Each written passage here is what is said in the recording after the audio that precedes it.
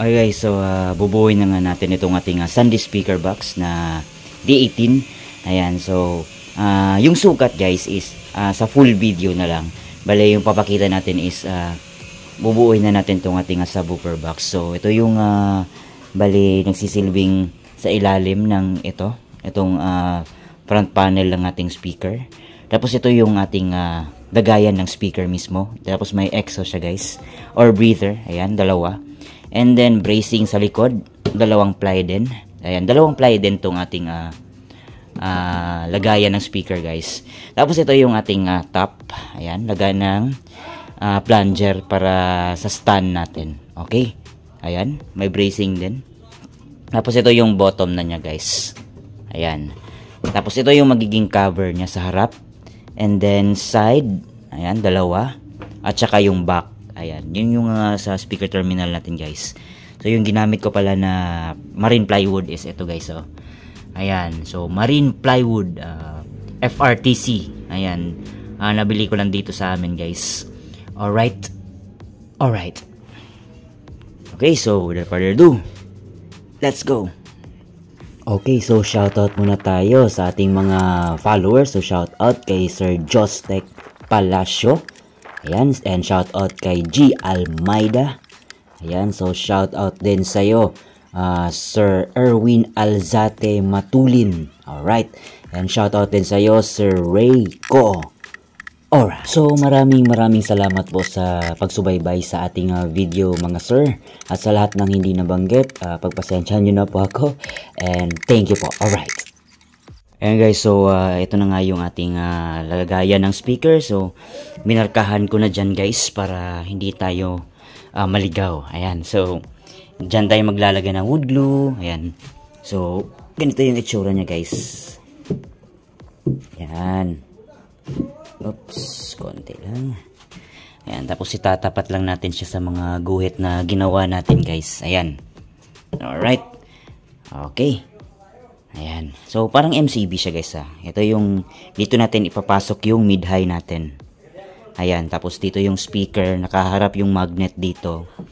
Labas yung hangin dyan. Ganyan. So, okay. Start tayo. Magpako. Alright. So, again guys, yung ginagawa natin is itong Sunday speaker inspired na D18. Tapos, yung mga mid-high niya is D10. Ayan. So, hindi ko talaga kinopya yung buong itsura ng Sunday speaker guys, kasi yung D10 niya kasi is line array at ayoko nang gumawa ng line array guys, kaya simple lang. But yung concept lang talaga ng Sunday speaker yung ginaya natin dito. Ang importante lang kasi sa akin dito guys is isang bit-bitan na lang, para kasi maliit lang kasi yung sasakyan ko. So ganitong concept yung ginaya ko na lang, para isang bit-bitan na lang. So, bit-bit ko na yung subwoofer. At the same time, nakarga ko na rin yung mid-high niya. And sa placement nga pala ng subwoofer speaker, guys, is hindi ko rin ginaya. Kasi yung Sunday speaker is sa ilalim nakaharap yung cone niya. Yung sa akin is nasa loob. Kasi yung concern ko, kapag ipasok ko yung D10 natin, baka masagi ko yung cone at mapunit. So, delikado na. So, ang ginawa na lang natin is itsurang Sunday speaker, but yung loob niya is parang MCB box na lang. Para mas safe talaga, guys. Alright. Ayan guys, so bago natin isara, ito yung itsura niya. So dito yung speaker, ayan. Tapos ito yung gilid guys, ayan. Ayan. Alright. Tapos dito yung mid-high natin. Try nating i-fit guys mamaya pag masara na natin to. Alright, so yan yung itsura. Alright. Okay, proceed tayo, continue tayo. Alright. Okay, so isasara na natin tong bandang gilid guys, at later ipapasok natin yung D10 natin, at sana magkasya guys, at walang back job na magaganat. Baka hindi mapasok, nako, mahirap na yun. Ayan guys, so yung marine board natin is medyo hindi siya straight, kaya naglagay ako ng wood screw at saka binrad nail na natin. Ayan, para matuwid lang natin yun guys. Alright.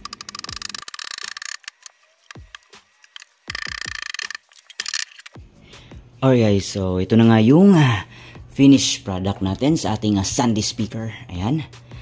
Okay, so lalagyan pa natin ng handle dyan. But last na natin ilagay dyan kasi pipinturahan natin to para hindi tayo mahirapan magpintura sakaling mag-top coat na tayo. Kasi kung mag-top coat tayo tapos hindi natin to napinturahan is mahirap kasi nasa sulok na to guys. Kaya pipinturahan muna natin to ng itim bago natin ikabit dyan sa loob. Ayan, so ito yung itsura niya guys. Yan, dyan yung speaker tapos dyan yung mid-high natin. So i-fit natin guys kung kasya ba. Alright, sana magkasya. Ayan guys, so the moment of truth. Ayan, yung D10 natin. Pasok natin yung isa. Ayan, parang kinabahan pa ako dyan. Parang hindi mapasok. But smooth na smooth lang naman. Siguro mga less than half inch lang yung distansya niya each side guys.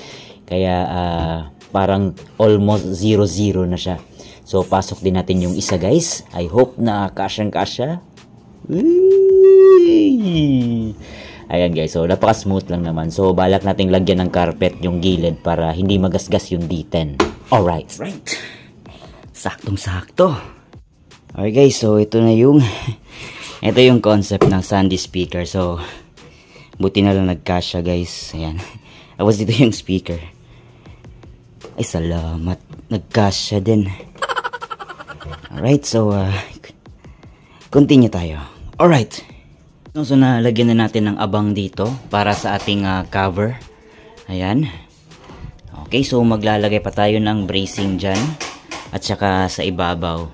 Ayan. But I think matibay naman kasi may bracing na din doon. So okay. Then wood screw pa tayo, wood screw. Ayan, para mas matibay. Alright. So ito na nga guys, no, mag wood screw tayo sa lahat ng parte ng ating box. Ayan. And sa lakip talaga ng box guys, hindi ko akalain na ang dami ko na palang wood screw na nailagay. But okay lang yun. Ang importante is matibay at less vibration yung mangyayari. Para at least man lang maganda na maganda yung tunog. So yung style ko ng pag wood screw guys is pa-slanting. Kasi pag nagra-router na tayo sa mga gilid niya is minsan nasasagi ng blade ng router eh. Alright guys, so natapos na din ng ating Sandy speaker, yung isang box. Yung isa hindi na muna. Okay, so sa full video na lang natin banggitin yung mga sukat nito guys. Okay, so ito yung kabuuhan ng ating Sandy speaker. Yan, so dyan natin lalagay yung mid-high. So, ito yung cover guys. Ayan. So, try natin i-fit.